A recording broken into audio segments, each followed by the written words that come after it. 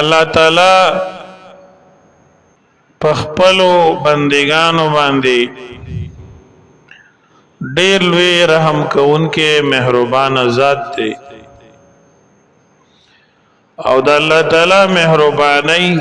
احسانات او نعمتونه بشمار دي بندیان دا نشي پورا کوله چې اوشماري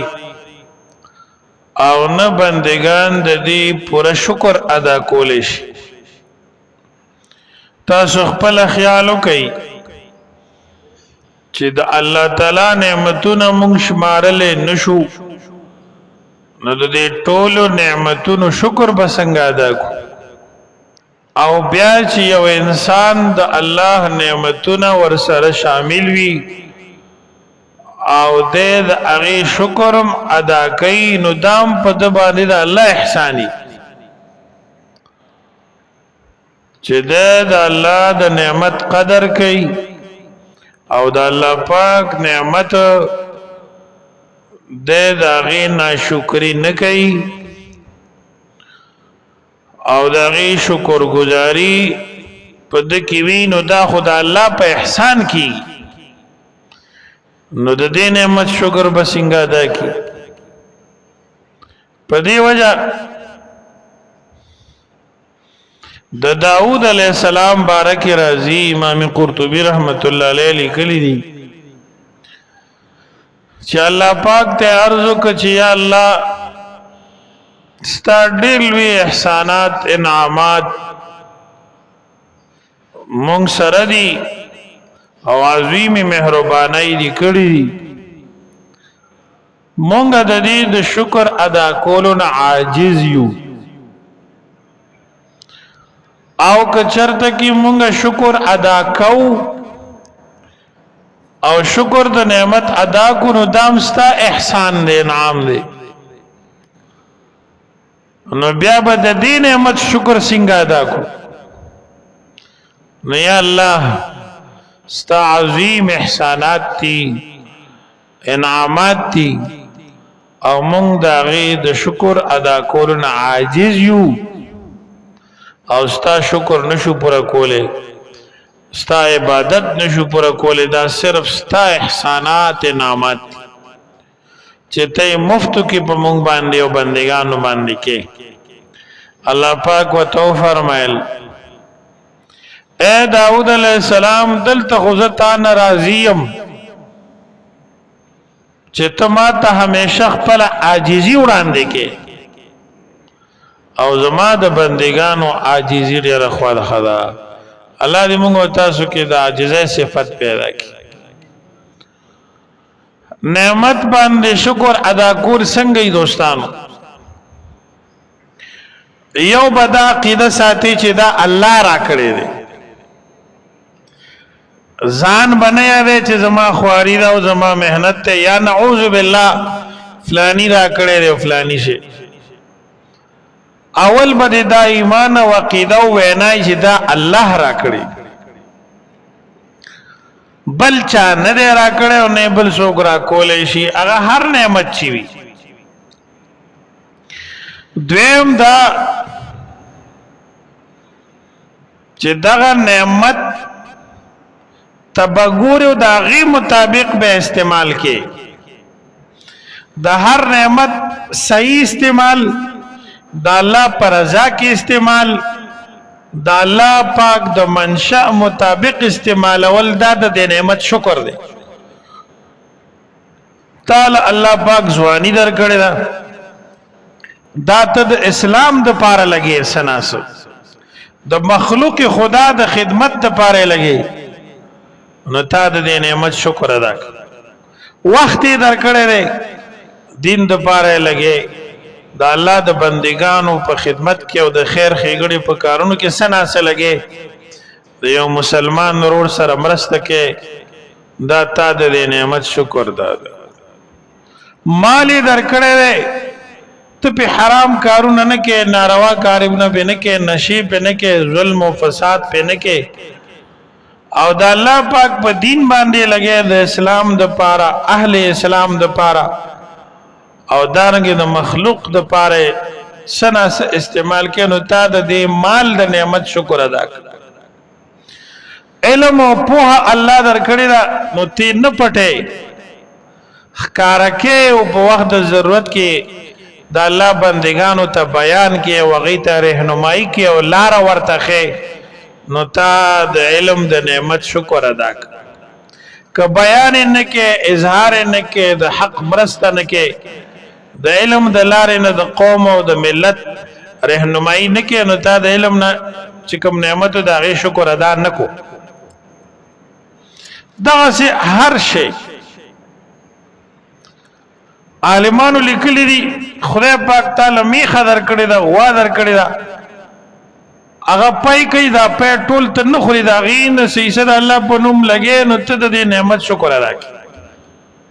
ګاډ الله پاک درکړې ده صرف ځان نه پکې نه ګرځي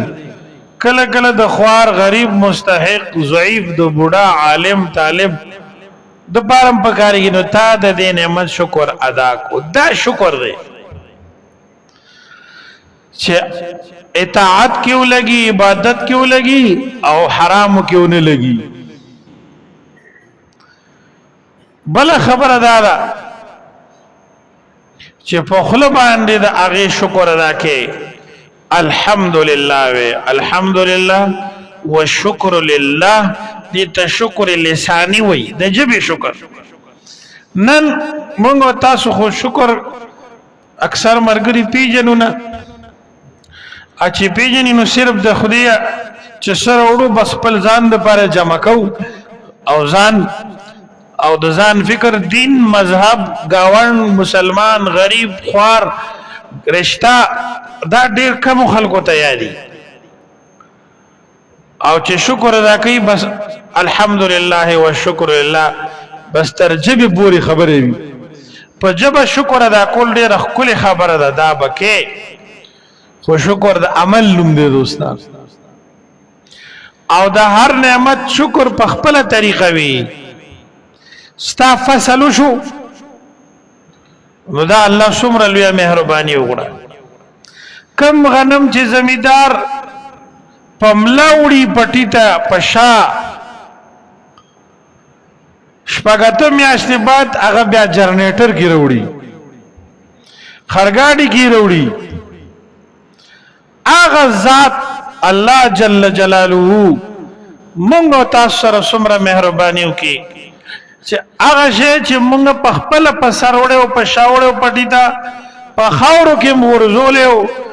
غیب شوه او ښکار شوه نو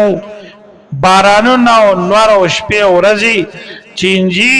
پیشوګي دا ټول پیرالي د ټولو سره واسطه او مخراله الله بچ کو او روشن شو غټ شو کمال ته ورسېد او دا دې ډېر شو دا احسان چاو کو تاسو ټول وای دا بل څه نشي کولی الله پاک قران مجید کې فرمای اانتم تزرعونه ام نحن الزارعون دا فصل تاسو راشین کړی دی او کومګه راشین کو دا الله جل جلاله نظام ته وګوره د انسان په پیدایش کې اسباب ته ضرورت نشته ضرورت اسباب به ډیر کارتا کار نه کوي تارو سپوري داسې یو ګولای رانلا داسې یو ماشينري رانلا داسې یو نظام رانغه چې یو انسان جوړ کی خیالم دې څومره ترقی وکړو لکه نور ترقی هم کوي څه اندازې شته نورم د ساينس د ترقی خو تر اوسه پوری انسان جوړول سکه چې یو قطره یو ساس کې وینه څوک نشي جوړول چې د بنی آدم په کار راشي خالق حقیقی الله دی راشه زراعت ته وګوره زمیداری ته څومره ترقی وشو خو یو غنم چا جوړ نکو چیرې مونږه بس دا پټي نور نه کرو او غنم به مصنوعي جوړي دي دا د الله قدرتونه دي الله قران مجید کی سورۃ واقعہ کې فرمای انتم تزرعونه ام نحن الزارعون تاسو دې فصل ته نه ګورئ دې پټو ته دې ونو ته دې غنو ته نه ګورئ دا تاسو راشنه کړی دي کومه او الله فرمای کما غختل دا به زری زری کړی تاسو لاس تبسم نور راغلی په دې وجه چې دا چا فصل وشي هغه هر څه چی وي نو د دې نعمت شکر ادا کول مونږ ته شریعت د عشر په شکل کې خودلی د الله پاک پیغمبر صلی الله علیه وسلم فرمای ما سقته السماء ففيه العشر وما سقي بغرب او داليه ففيه نصف العشر کم پټه چې داغي وب مفتی وي پای کې عشر دی او کم پټه چې د اغي په بخور باندې خرچای پای کې شلم ده دا د پیغمبر علیه الصلاۃ والسلام مبارک ارشاد یو سره هغه زمیداری کوي او کم پټه چې کوي داغي وبو د لختی دي او په دې لختی باندې سالانه حکومت ددنه مالیه نالي لکه دا وطن نو دا د باران په حکم کې دی کم پټه چې په مفتو کې وبي هغه داسي وي د بارانو به مفتی دی او د لختی مفتی کم پټه چې اوس وخت کې جنریټر باندې وبي اکثر بخاری په جنریټر کېږي نو پای کې شلم را یا بعض علاقو کې ډولچی رو بس هغه باندې مزدور له پیسې ورکړي په بلوچستان کې په نورو ځینو علاقو کې دا ترتیب دی نو التا شلم را او چې یو سره عشر ادا کی د خپل فصل د دې نعمت شکر ادا کو الله پاک بدا ډېرې برکات به پکې شي ثواب به ورته ملاوي بیماری او تکلیفونه به تلری کی پیغمبر پاک صلی الله علیه وسلم فرمای یو سره په اسمان کې आवाज وریدو اسق حدیقه فلان د فلانی دا با خوبکا نمی ازدکو د وریدو وکته چې یو ځای باندې راسي اوریاس جوړ شو او باران وریږي خوشانه وریږي دا یو ځای باندې وریدو دا سړی را روان شو چراغ وکته یو کس دی باندې والدی بلچا ور سره دا زمیدار دی او لخته پاک کړي دی ورخي کولو کړي دی وب نشتا واسطه مسته چرته نه کړي چې لخته را روان دا باران په یو شاړه زیبان دی وشي او دا وب جمع شي دا غزنه دی لختی ته راکوزي شي اول ته خدای ته مخ نور آزاد کړي دا سیدا د دې باغ ته او دې پټی ته ورتاو شي او دې ولار دی دا کس راغه ته پوسې ته کو چستا سنوم دی دا وتا غنو ماغه چې د کومریاس کې اوریدلو نبی پاک صلی الله علیه وسلم فرمای دی بل کسته تاسو کو چې ته دې فصل کې سکے هغه ته وي چې زما دا پټه کله ورسیږي او فصل وشي نو زه په دې کې دا کار کو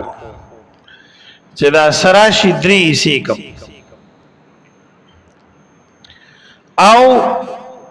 3 حصے په دې ترتیب شي چې یو حصہ زما شي یو د غریبانانو شي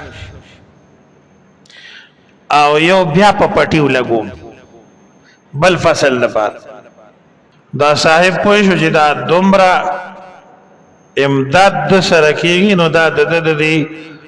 صدقاتو او د الله په نوم باندې د ورکړې برکت دی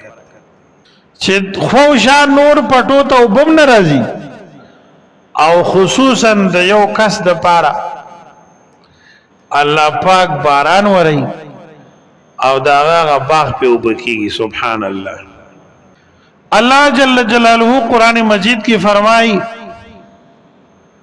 اے مومنانو انفقوا من طیبات ما کسبتم ورکړی د الله په نوم باندې خیرات کوي د الله په نوم باندې من طیبات ما کسبتم د پاکو هغه مالونه چې تاسو ګټلی پاک مال بد الله په نوم ورکه حلال حرام مال چې څوک کور ته راوړي او حرام ګټه کوي نو دنه به حیازي اخلاق بدیوزي انسانیت بدیوزي خپلوي باندې پیژني گاوند باندې پیژني پلار مور رشتہ رور خور دا نه پیژني دا د حرام خورلو دنیوي بد اثر دی حرام هر څه چی کغلاوی او که سودوی او که ذرائع آمدن د حرام حکم وی هغه د هر شکل حرام چی وی دا غي بل منحوس اثر دار چې انسان به د عبادتو نه محروم کی د الله بندگی د الله یاد هغه بدته والعیاذ بالله فضل کار ښکاری او کسنا سکین او هغه عبادت نه بیا عادت جوړیږي د عبادت هغه روح به نه د حرام بل بر سردار چې دې سره دعاګانې نه قبلي پیغمبر کریم صلی الله علیه وسلم فرمای مسلم شریف کی حدیث ته یو سره وای وګدې سفر وکي سر به ببري وګدې دعاګانې وکي ان یستجاب له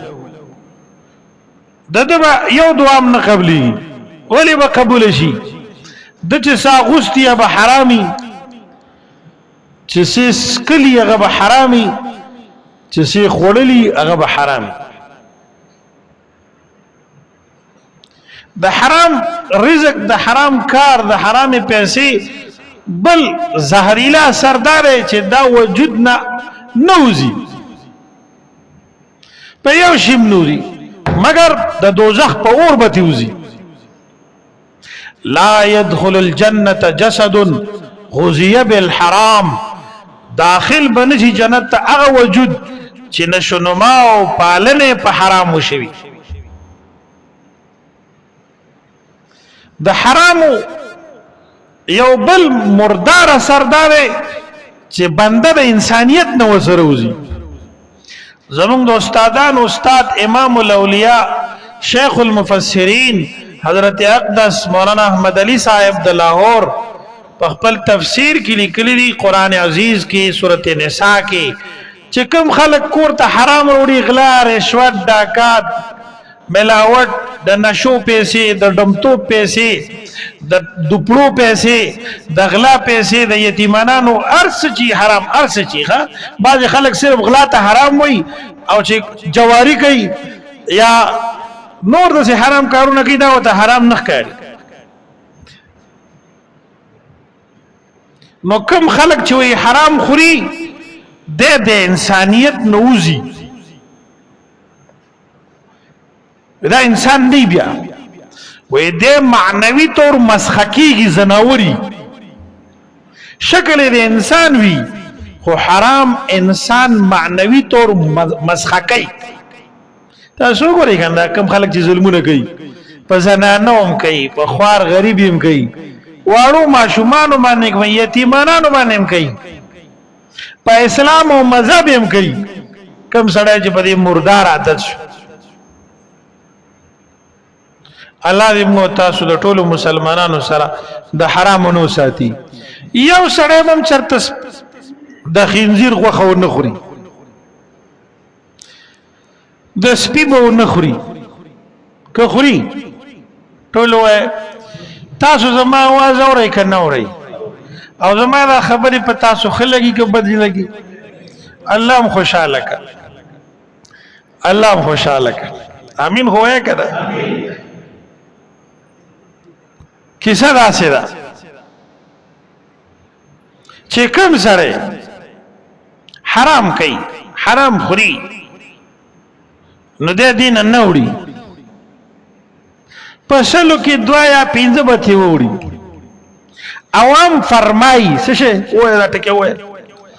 عوام فرمایي په حرامو کې مزه ډېره ده، دا دروغ وي.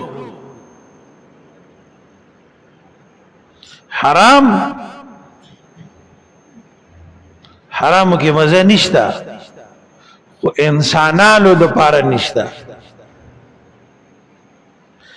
حرام چې څوک خوري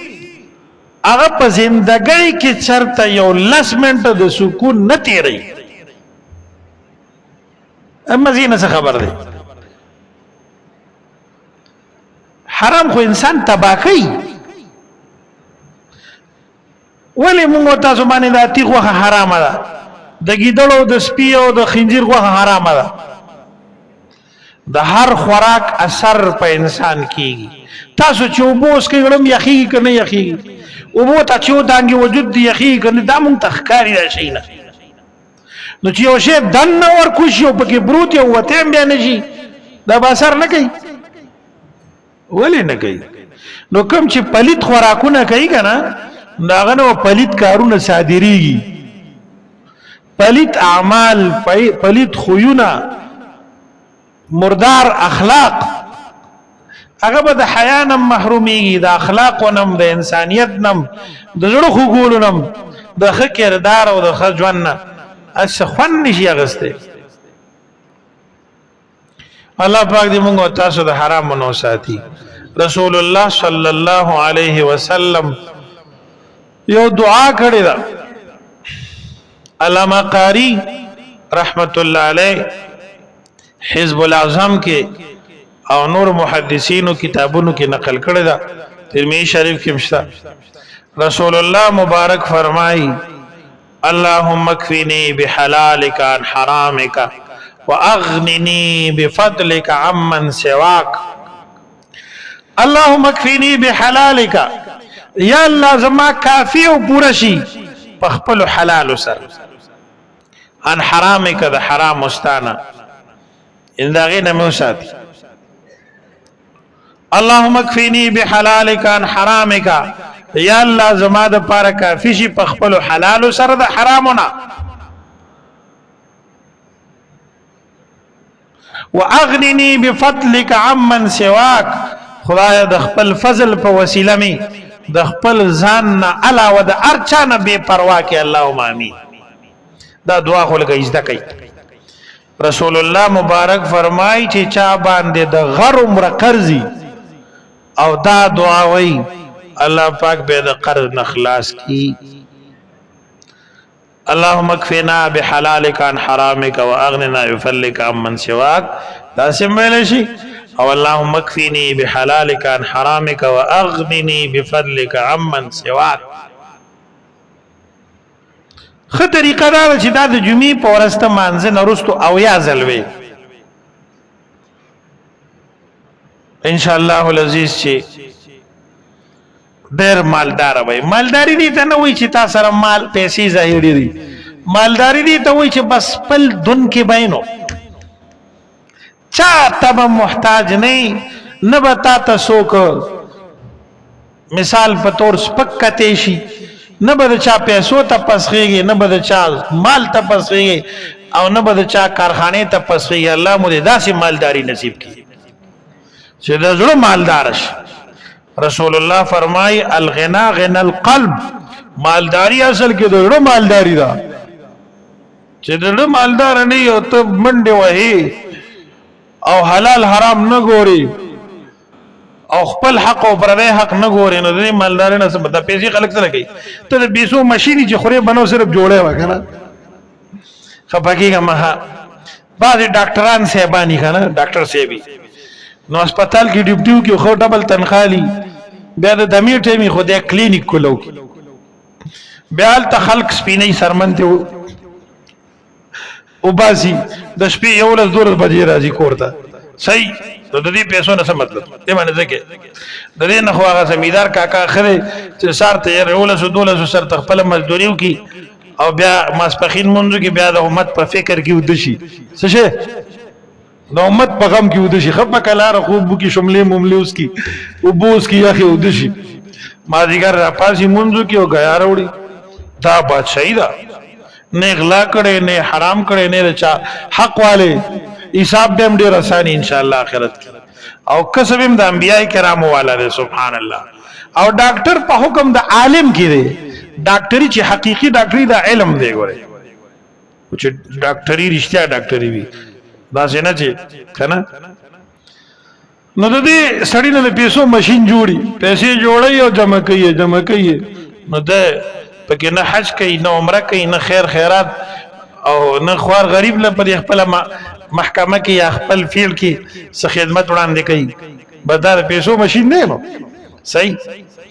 گزارش دا کوم چې د حرامو نه بزان ساتو، الله مو دې وساتي. حرام نسلونه تباہ کوي.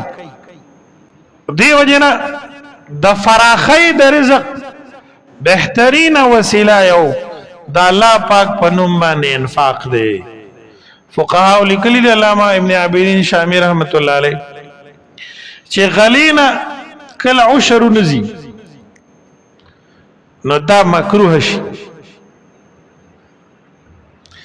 بعضی زمیدار کاکا یې صرف غنمو کې عشر ورکوي، نور سيزونو کې نه ورکوي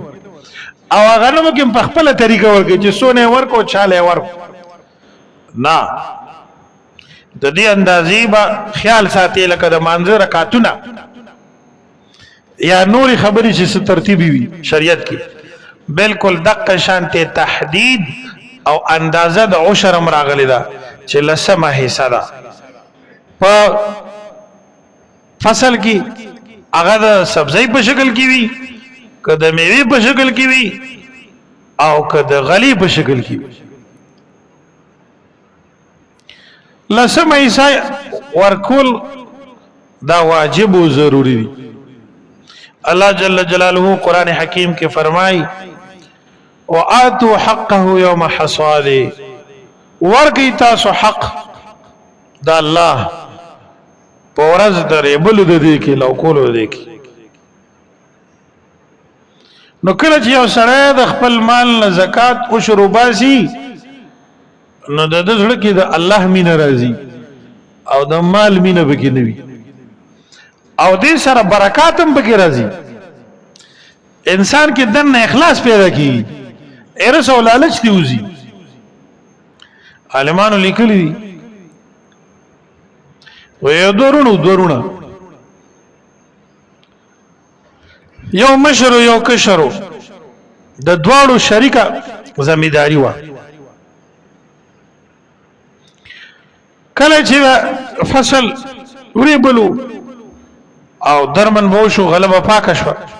بیا به تقسیم کو. مشر ور خپل سواج د کشر له خپل ورک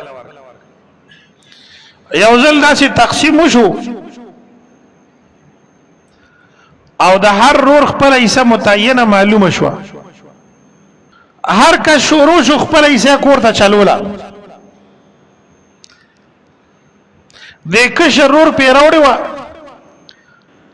د مشری وی یره زما خو گزاره کی دا کشر دی ولکته ما سره بالکل برابر تقسیم کو. خو د خپل ډیرونه سواغشتو داغه په ډیری واچول پټو چې دا زما رور دی او د بچی زمانه لګ ډیر دی او کشرم دی انو دا الله په نوم باندې الله سره معاملې وکړه اخلاص دا هغه ډیری کې واچو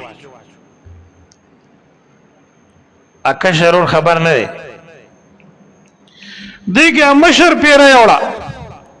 اکشر چراغ یا لالا خو کمزور هم دی او بچی خود د ډیر دی زمو ورکوټه کور دی زمو د پلار په دی مشر نشتا اکشر ټیمان ډکې او د مشر په ډیری کې اچ سار نه تر ما خامه دا ډیری ختميږي نه سبحان الله دا کمکلو سو وای دا کمکلو اخلاص چې کله راشي اخلاص دی لوی طاقت دی اخلاص دی لوی طاقت دی ویلې شو چې دا دی کې صفانیت ته او اخلاص دی نو دا نه کمیږي الله پاک دې موږ تاسو خپل ځان سره مخلص کی کله چې یو بنده بل مسلمان سره مخلص شو اخلاص پکې راغی کنه نو دا به یقین ساتي چې دا د پزان رحم وکړو زموږ سوچدار چې جوړ دا ما زید بکر لا ورکړه نه دا ما ځان سره احسان او کله چې یو سره منفي سوچ ساتي بل مسلمان د پاره نو بل ته بیا تکلیف ورسي یا به ورسي دا الله فیصله ده چې دې سړي خپل کارونه بورانيږي الحمدلله حقيقي نظام دا الله دی اصل بادشاہ الله دی دا دنیا سے مجاز دی اللہ قرآن مجید کی فرمائی ولا يحيق المكر السيء الا باهله کم سره چې بل مسلمان له دام دی او چال جوړي دا دې ځان له جوړي نن دا څومره نظام چې خراب دی او خرابيږي دا مونږ خپل خرابوي لګي چې مونږ د الله نظام پرې خیره دا الله احکام مو پرې خيري دا الله تعلیمات مو پرې خيري دا الله پاک د رسول صلی الله علیه وسلم خبري امون د عام خلکو د خبرو په شان دي ګرځو او زموږ معاشره کې پرويزيان پیدا کیږي قادیانان پیدا کیږي منکرین حدیث پیدا کیږي هغه منځ پورې خاندي چې مونږ نه دا امون خو خپل کار دی او رذیله دا فرض دي دجال ته فرایض پورې خاندي دی مسلمانانو صرف دا موږ سلک صحیح طریقه باندې شروع کړي په دې مست یقین خرق دی په منځونو ولې نه دا مونږ د دین ستندا مونږ د دین ستندا مونږ فرض دی په مونږ ولې نه دا چاوي چې په مونږ نه دا چې په منځ نه ونه الله پاک به نه فرض کولو ته بیل ما دی ته خدای په قهر اخته ته د مسلمان په کور کې مرتد پیدا شوی چې د الله د پیغمبر د حدیثونو خلق کړي د شریعت اعمال سنت او مستحبات او فرائض هغه مور مسخري کې ادي د دین عايز اندقا الله دې تاسو مسلمانان محفوظ وساتي اسه گزارش تا کوم دوستانو چې په نفلی صدقه کې دومره خیر دی د انسان خپل نو په فرایضو کې واجباتو کې چې موږ تاسو د خوار غریب سره گاون سره رشتہ دار سره مستحق سره کو نو هغه باندې الله موږ ته څومره فائدہ راکړي الله پاک دې موږ تاسو کې د دین ټول اعمال پیدا او فرمایي واخر دعوانا الحمدلله رب العالمین